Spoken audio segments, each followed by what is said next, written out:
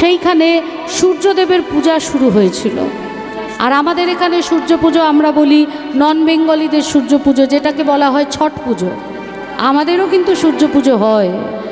আমাদের এই 23শে মাঘ মানে হিন্দু সনাতনী যারা, তাদের সূর্য পুজোর দিনটা পড়ছে এই বছরে 23শে মাঘ, এবং খুব কঠিন এই পুজো। যে 4 জন পুরোহিত পুজো করেন তারা ওই সূর্য যে উদয় হবে ব্রহ্ম মুহূর্ত থেকে, তাদের তো সাত্ত্বিকভাবে থাকতেই হবে, এবং সূর্য অস্ত না যাওয়া পর্যন্ত তারা কোথাও বসতে পারবে না, পুরো তাদের দাঁড়িয়ে থাকতে হবে, এবং দাঁড়িয়েই পুজো, দাঁড়িয়েই আরতি, দাঁড়িয়েই পুষ্পাঞ্জলি, সবটাই দাঁড়িয়ে করতে হবে। তাই যদি সূর্য পুজো দেওয়া হয় বা সূর্য পুজো যারা দেন, সূর্য পুজো যারা করেন, সূর্যদেবের কৃপায় তাদের সংসারে সুখ শান্তি সমৃদ্ধি নেমে আসে এবং স্বামীর পরমায়ু বৃদ্ধি হয়, সুখে শান্তিতে আনন্দে তারা দিন কাটাতে পারে যদি সূর্য পুজোর মতো করা যায়। তাই সূর্য পুজোর সিঁদুর, এই সিঁদুর প্রত্যেকটা রমণীকে যারা সূর্য পুজো করবেন ওই সিঁদুর দিয়ে গেলে হয় না, সিঁদুরটা ছুঁয়ে নিয়ে যেতে হয় এবং প্রত্যেক দিন ওই সিঁদুর থেকেই সিঁদুর পরতে হয়, তাহলে সূর্যদেবের পরিপূর্ণ আশীর্বাদ পাওয়া যায়। তাই হলো সূর্যদেবের কথা। সেই সূর্য পুজো আজকে রাধারানী কেন করছেন? কারণ রাধারানীর বাপের বাড়ির বংশের কুল দেবতা হচ্ছেন সূর্যদেব। বৃষভানু, ভানু মানে সূর্য, চন্দ্রভানু, সুভানু, সূর্যদেবের নাম অনুসারে সবার নামকরণ। রাধারানীর বাপের বাড়ির কুল দেবতা সূর্যদেব। বিবাহের আগে তিনি সূর্য পুজো করেছেন এবং বিবাহের পরে আর সূর্য পুজো করার সুযোগ পাননি। তাই আজকে কৌতুক লীলা করে রাধারানী সূর্য পুজো দেখাচ্ছেন, কিন্তু করছেন কৃষ্ণ পুজো।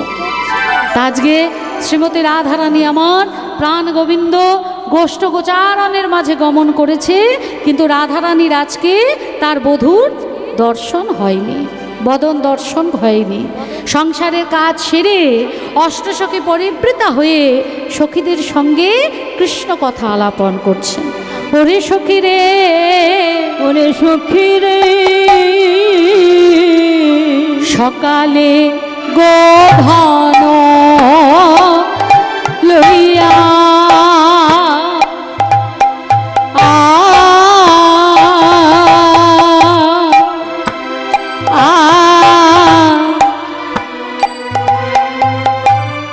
গোঠে গেল আমার বিনোদিয়া। ওরে মরমি রে, সখী রে,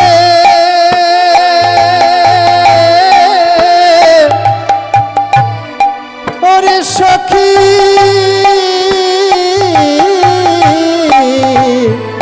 মরমি রে, ওরে সকালে গোধন লইয়া গোঠে গেল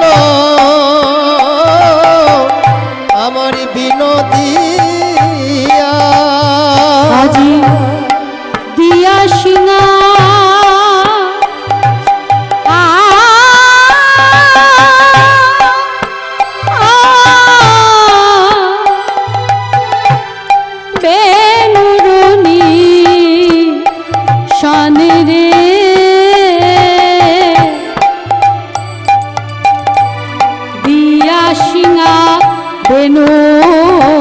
রনিশা, ওরে দিয়া সিংহা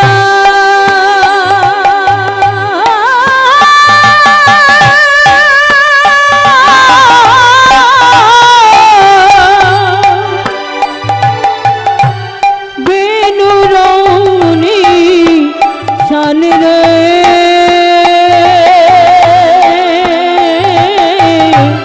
দিয়া সিংহা বেনু নিশান রে। আমি গুরুজনা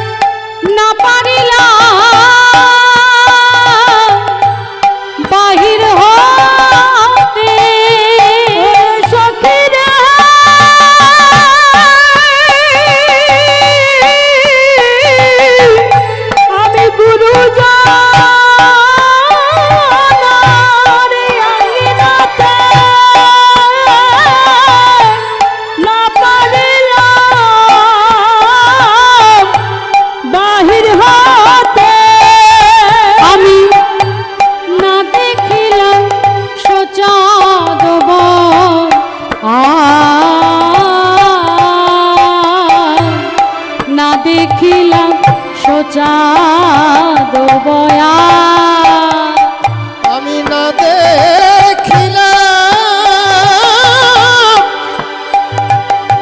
ওরে সোচাঁদ বয়ানে রে, আমি না দেখিলাম সোচাঁদ বয়ান।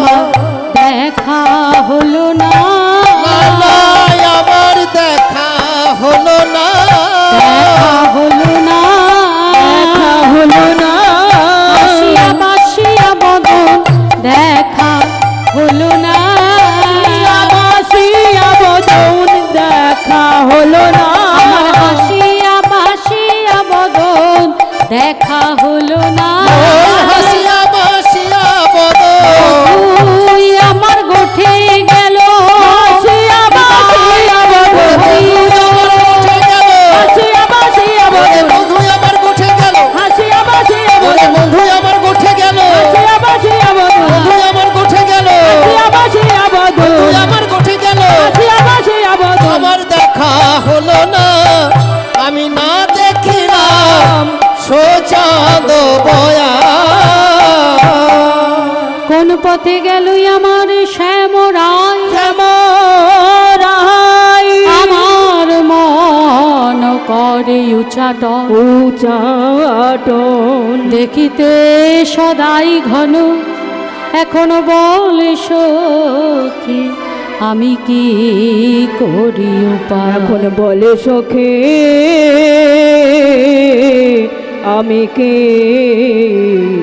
করি, বলছে সখী এখনো তোরাই বল আমি কি করি। ওরে কারুর ঘরে যদি আগুন লাগে, প্রভাতকালে আগুন লাগলে সেই আগুন নেভানো যায়, সন্ধ্যাকালে আগুন লাগলে সেই আগুনও নেভানো যায়, কিন্তু মধ্যাহ্নকালে যদি কারোর ঘরে আগুন লাগে স্বজনীরে, সেই আগুন নেভানো বড় দায়। দিবাতে যেমন তিনটে কাল, আমাদের জীবনেও তিনটে কাল। দিবাতে প্রভাত কাল আমাদের জীবনে হচ্ছে শৈশবকাল, দিবাতে মধ্যাহ্নকাল আমাদের জীবনে হলো যৌবনকাল, আর দিবাতে সন্ধ্যাকাল আমাদের জীবনে বার্ধক্যকাল। তাই বলছি শৈশবকালে যদি এই দেহের মাঝে, হৃদয় ঘরের মাঝে আগুন লাগে, সেই আগুন নেভানো যায়। বৃদ্ধকালে আগুন লাগলেও নেভানো যায়, কিন্তু যৌবনকালে যদি কারুর হৃদয় ঘরে আগুন লাগে, আগুন লাগে, সেই আগুন নেভানো বড় দায়। এক সূর্যের তাপ আর এক হলো যৌবনের তাপ, তাকে দগ্ধীভূত হয়ে যেতে হয়। কৃষ্ণ কথাই আলাপন করছে আজকে রাধারানী সখীর সঙ্গে। ঠিক সেই সময় দেখলেন জানালা দিয়ে মরম সখী তুলসী যাচ্ছে, তুলসীকে ডেকে ডাকছে, তুলসী তুলসী। তুলসী মনে মনে ভাবছে, আহা দিবা মধ্যাহ্নকালে আমার রাধারানীর মতো কৃষ্ণ প্রেমময়ী, কৃষ্ণ সেবাময়ী সে আমাকে ডাকছে, আজ আমার বাকি দিনটা ভালোই যাবে। যখন এরা এই ধনির কাছে এসেছে, রাধারানী আমার তুলসীর কণ্ঠখানি জড়ায় ধরলেন। তুলসীর কণ্ঠ জড়ায় ধরে তুলসীকে বলছে, ওরে তুলসী, ওরে ও তুলসী রে, তুলসী রে, তুই যখন এসেছিস আমার মনের কথা তোরে বলি, আমার মনের কথা এখন তোরে বলি। অহনাধিকার পশি লইয়া তুলসী, কহে মধুর কথা গো, কহে মধুর কথা। আহারাধিকার বসি লইয়া তুলসী, কহে মধুর কথা গো, কহে মধুর কথা। মধুর মধুর মধুর কথা মধুর মধুর মধুর কথা মরম সখী তুলসী গলা ধরে কহে মধুর মধুর মধুর কথা। ওই মরম সখী গলা ধরে মধুর কথা কৃষ্ণ কথা। মধুর মধুর মধুর মধুর কথা কৃষ্ণ কথা।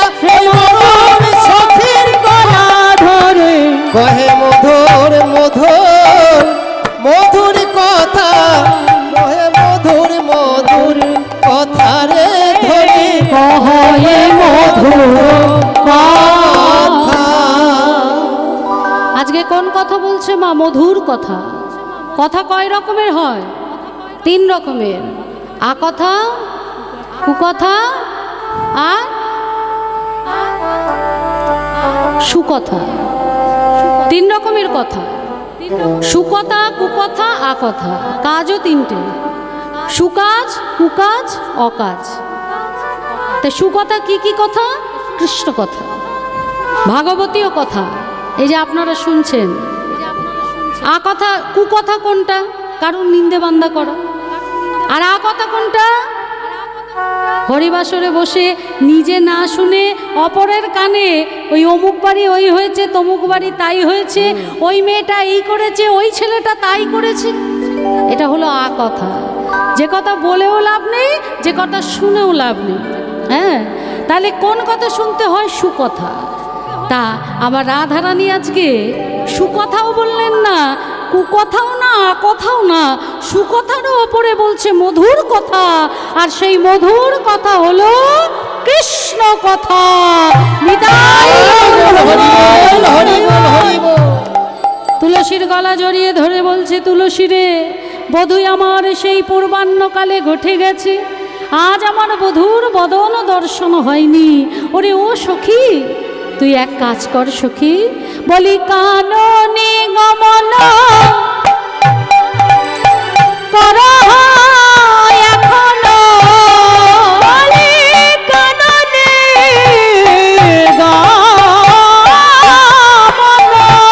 তুলসী রে,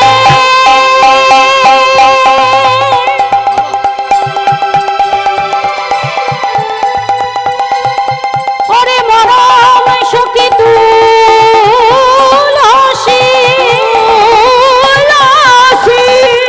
যা যা গিয়ে একবার কাননে দেখে আয়, আমার সোনার বধূ কেমন আছে।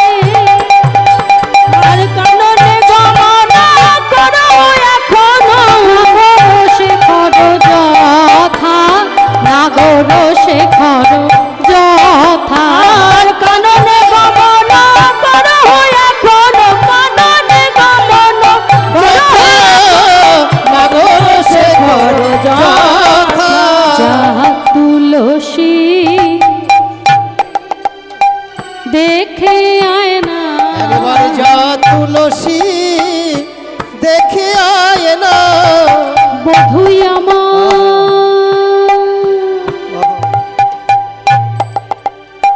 কেমন আছে।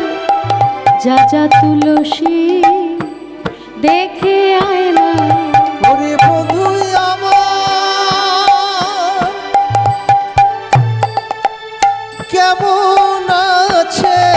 বলি বল্লভ বুঝি ভালো নাই রে, বধূই আমার কেমন আছে। বল্লভী বুঝি ভালো নাই রে, বধূ আমার কেমন আছে। বল্লভ বুঝি ভালো নাই রে। তুলসী দেখে আয় না, ওরে নাগর শেখর যথা রে, নাগর শেখর যথা। ওরে ও তুলসী রে, যা যা গিয়ে একবারে দেখে আয়। আমার মনে হয় আমার বধূ বুঝি ভালো না। বধূ বুঝি ভালো নাই। আমার বধূ যদি ভালো থাকবে, যদি ভালো থাকে, আমার বধূ যদি ভালো থাকবে, তবে আমার পরাণ কাঁদবে কেনে, তবে আমার পরাণ এমন করে কাঁদবে কানে, আমার পরাণ কাঁদবে কেনে, তবে আমার পরাণ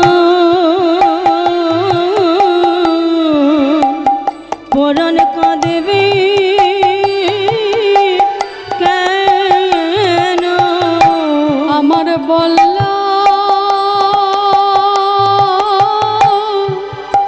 যদি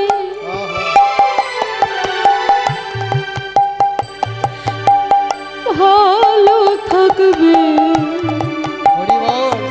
তবে আমার পরাণ কাঁদবে কেনে, আমার বধূ যদি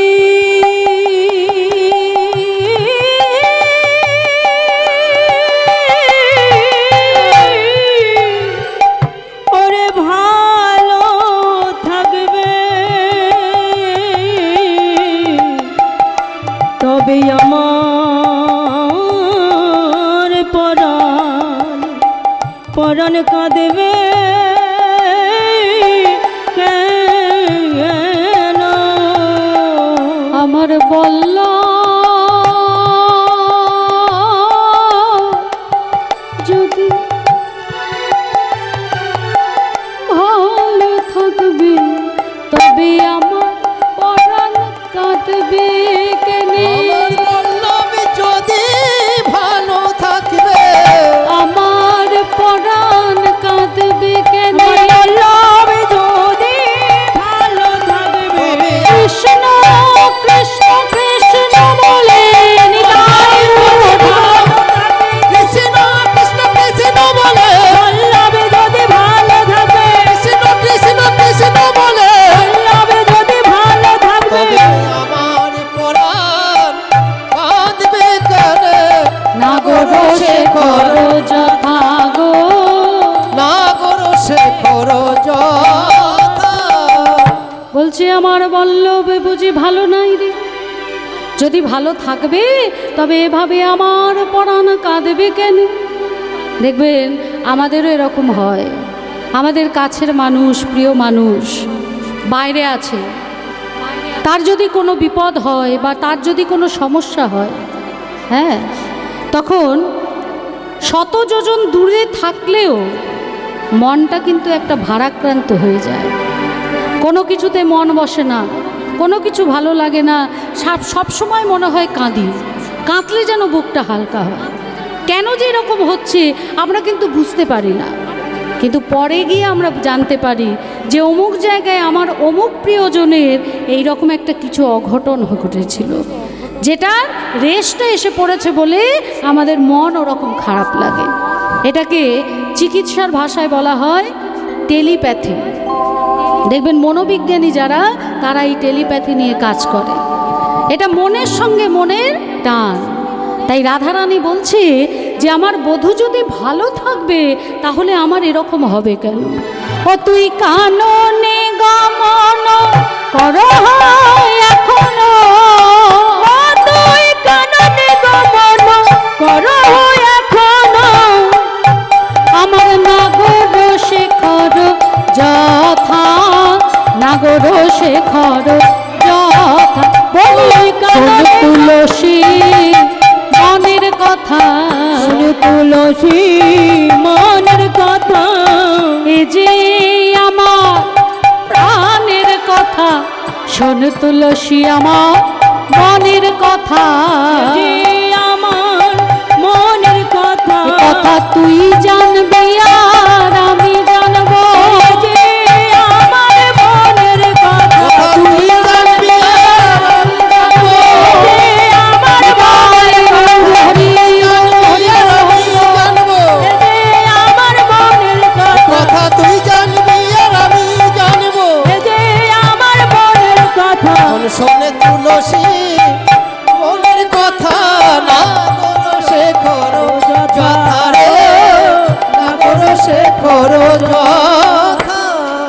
আজকে তুলসীর আনন্দের সীমা নেই। কৃষ্ণ প্রেমময়ী রাধারানী সে আজকে তুলসীকে পাঠাচ্ছে, তাও কার কাছে? তার পরাণবধূ কৃষ্ণের কাছে। তাই তাড়াতাড়ি করে যেই না যেতে যাবে, সঙ্গে সঙ্গে রাধারানী বলে উঠলেন, দাঁড়া দাঁড়া দাঁড়া সখী, হ্যাঁ আমার বধূর কাছে যখন তখন যাওয়া যাবে না। কখন যেতে হবে? সময় বুঝিয়া সরস হইয়া মিলিবি না গোরকা। সময় বুঝিয়া সরস হইয়া মিলিবি না গোরখান। চতুর নিকটে কহিবি কপটে, চতুর নিকটে কহিবি কপটে, রাখিবি আপন মান সখী, রাখিবি আপন মান। চতুর নিকটে কহিবি কপটে, রাখিবি আপন মান রে, রাখিবি আপন মান। সময় বুঝিয়া সরস হইয়া মিলিবি না গোরকান। যখন তখন গেলে হবে মা, সময় মতো যেতে হবে। সময়টা কখন? শাস্ত্র শ্রীমদ্ ভাগবত কি বলছে? শৈশবেতে কৃষ্ণ ভজে কৃষ্ণ পাবার আসে, যৌবনেতে কৃষ্ণ ভজে কৃষ্ণ আসে কি না আসে, আর বার্ধক্যে কৃষ্ণ ভজে জমেরও তর আসে। হ্যাঁ, যৌবনেতে কৃষ্ণ ভজে কৃষ্ণ পাবার আসে। ভজনের সময় কোনটা? ভজনের সময় হলো শৈশবকাল। শৈশবেতে কৃষ্ণ ভজে কৃষ্ণ পাবার আসে। আসল বয়সটা হলো শৈশবকাল। শৈশবকাল থেকে যদি কৃষ্ণ ভজনে ব্রতী করা যায়, তাহলে যৌবনে গিয়ে কিছু ক্ষেত্রে ভাগবত প্রাপ্তি হলেও হতে পারে। কিন্তু যদি মনে করেন বার্ধক্যে, এখন কি অনেকে বেশিরভাগের মুখেই শুনি, এইটুকু বয়সে আপনি কীর্তন করছেন, আরে প্রসাদভোজী হয়ে গেছেন, ভগবানকে নিয়েই সব সময় থাকেন, এত তাড়াতাড়ি কেউ কৃষ্ণ কৃষ্ণ করে? আগে বয়স হোক, তারপরে ওই দীক্ষা নেব, তারপরে কৃষ্ণ কৃষ্ণ করব। মানে রিটায়ার লাইফ কাটাবো কৃষ্ণকে নিয়ে। কৃষ্ণ বলছে অত সোজা না। তুমি সারা জীবন আমায় দেখলে না, সারা জীবন ডাকলে না, আমার নাম করলে না, আমার দিকে ফিরে তাকালে না, আর বার্ধক্য বয়সে যদি তুমি আমার কাছে আসো, শেষ সময় হাত কাঁপবে, চোখে ভালো দেখতে পারবে না, হরি বল বলবে না, বলবে হবি বল, তখন আমি তোমায় আশ্রয় দেবো? অত সোজা না মাগো। মনুষ্য জন্ম পেয়ে 90 বছর বয়স হয়ে গেছে, তথাপি কোনোদিন ভগবানের মন্দিরে যায়নি, ভগবানের সামনে দাঁড়িয়ে হাত জোড় করে মাথা নিচু করে ভগবানকে প্রণাম করেনি। কিন্তু সে মহাজ্ঞানী, মহাপণ্ডিত, তার এই জ্ঞান, তার এই পাণ্ডিত্য কোনো মূল্য নেই। জীবনটাই হলো বৃথা। আর একটা 9 বছরের বাচ্চা, সে ভাগবত সেবা করছে, হাতে জপের মালা নিয়ে নাম করছে, তাহলে ওইটুকু বয়সে ওই বাচ্চাটার যে জ্ঞান হয়েছে 90 বছর বয়সে হয়নি। বলে না, যার না 9 হয় না তার 90তেও হবে না। কি বলে তো, যার হবার হবে অল্প বয়স থেকেই হবে, আর যার হবার হবে না সে 90 বছর বয়সে গেলেও তার হবে না মা। তার দুর্ভাগ্য এটা। যেমন দুর্লভ মনুষ্য জন্ম, কৃষ্ণ ভজনের জন্ম, কৃষ্ণ সেবার জন্ম পেয়েও এই হাত দুটো সে কাজে লাগাতে পারল না, এই নয়নটা সে আসল দর্শন করতে পারল না, বদন দিয়ে একবার হরিবোল বলল না। তার জীবনটা হলো দুর্ভাগ্যের জীবন। ফিরে যেতে হবে আবার সেই প্রথম কুলে। অনেক কষ্ট করে আমরা জন্ম পেয়েছি। হ্যাঁ, আমরা ঘুরতে ঘুরতে ঘুরতে ঘুরতে ঘুরতে ঘুরতে কষ্ট করতে করতে তবে এমন মনুষ্য জন্ম পেয়েছি। তা এত কষ্ট, এত সেবার ফল এই জন্ম, আর এই জন্ম পরিপূর্ণ সেবার জন্ম। সেই জন্ম পেয়ে যদি তুমি কাজে না লাগাও, ভগবান বলবে তোকে মনুষ্য জন্ম দিয়ে কি লাভ, তুই ফিরে যা, তুই ফিরে যা আবার সেই বৃক্ষ জন্মে, আবার সেই প্রথম জন্মে পাঠিয়ে দেবে। যার জন্য প্রত্যেকটা জীবের উচিত গুরুচরণ আশ্রয় করা। গুরুচরণ আশ্রয় যতক্ষণ না হবে ততক্ষণ এই দেহ শুদ্ধ হবে না। গুরু আশ্রয় যতক্ষণ না হবে এই চিত্ত শুদ্ধ হবে না, ভগবানের প্রতি মন বসবে না। একটা খুব সুন্দর দৃষ্টান্ত দেখুন। মেয়ে বড় হয়েছে, বিবাহযোগ্যা, কিন্তু বাবার কোনো হুঁশই নেই যে মেয়ের বিয়ে দেবে। গ্রামে থাকে, এবার পাড়া প্রতিবেশী এসছে, একজন ভদ্রলোক সেও এসছে, এসে বলছে কি ব্যাপারটা কি, হ্যাঁ মেয়ে এত বড় হয়ে গেল, এখনো পর্যন্ত মেয়ের বিয়ে দিচ্ছ না, কিছু চিন্তা ভাবনা করছো না? বলি এইভাবে চললে হবে? এরপর তো লোকে বাড়িতে এসে দুটো বাজে কথা বলে যাবে, সময় থাকতে মেয়েটাকে একটা ব্যবস্থা করো। বাবা বলছে মেয়েকে আবার বাবা বিয়ে দিতে চায় না? আমিও তো দিতে চাই, কিন্তু পাত্রের মতো পাত্র পাই কোথায়? সেই লোকটি বলছে আমি থাকতে চিন্তা, দাঁড়াও আমার কাছে একটা খাতা আছে, আর সেই খাতার মধ্যে তোমার মেয়ের জন্য একদম শ্রেষ্ঠ পাত্রের সন্ধান আছে। ব্যাগের ভিতর থেকে একটা খাতা বার করলেন। এই লোকটি হচ্ছেন একটা ঘটক।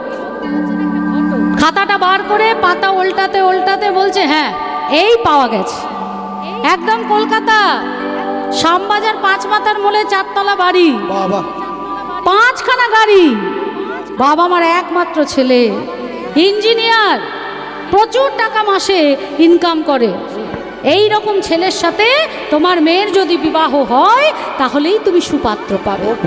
বলছে বেশ, তাহলে যোগাযোগটা কিভাবে হবে? বলে কেন, আমি ঘটক, আমি তো যোগাযোগ ঘটাবো। এই নাও ছেলের একটা ছবি দিয়ে দিলাম, তোমার মেয়েকে আগে দেখাও, বিয়েটা তো মেয়ে করবে, তাহলে মেয়ের ছেলেকে পছন্দ হতে হবে, আর তোমার মেয়ের একটা ছবি দাও, সেই ছবি আমি ছেলেকে দেখাবো, ছেলের মেয়েকে পছন্দ হতে হবে, তবেই তো চারা দেখ হবে। ছেলের ছবি দিয়ে গেলেন, মেয়ের ছবি নিয়ে গেলেন। এবার মেয়ের বাবা ওই ছেলের ছবিটা নিয়ে মেয়ের হাতে দিয়ে বলছে দেখ তো মা, তোর জন্য এই সুপাত্রটি দেখেছি, তুই ভালো করে দেখে আমায় বলবি তোর পছন্দ কিনা, তোর যদি পছন্দ হয় তবেই কথা এগোবে। মেয়েটা ছবিটাকে নিয়ে দেখছে মা, যখন এই ছবিটা দেখেছে মনটা চলে গেছে ছবির মধ্যে, মনের মধ্যে উথাল পাতাল হতে শুরু করেছে। ছবি থেকে সামনে কখন দেখব, কখন দুটো কথা বলবো, কখন পাশে বসে দুটো গল্প করব, মানে মিলনের পূর্বে যে প্রেম, যেটাকে বলা হয় পূর্বরাগ। মিলন হয়ে গেলে তো হয়ে গেল, মিলনের পূর্বে হৃদয়ের মধ্যে যে উথাল পাথাল চলে, কখন তাকে দেখব, কখন কথা বলবো, কখন তার পাশে বসবো, এই যে আকুলতা, এটার নামই হচ্ছে পূর্বরাগ। এই যে পুরো দৃষ্টান্তটা দিলাম, এর মধ্যে থেকে আমাদের কি বোঝাচ্ছে? এখানে ওই পাত্রটি হচ্ছেন পরমাত্মা, পাত্রীটি হচ্ছে জীবাত্মা, আর ওই যে ঘটক তিনি হচ্ছেন শ্রী গুরুদেব। আর ঘটকের কাছে যে খাতাটা, সেই খাতাটা হচ্ছে শ্রীমদ্ ভাগবত, যে খাতার মধ্যে সর্বশ্রেষ্ঠ পাত্রের সন্ধান দেয়া আছে। তিনি আর কেউ নন, তিনি হলেন আমার পরমাত্মা ভগবান শ্রীকৃষ্ণ। নিতাই গৌরী প্রেমানন্দে হরি হরি।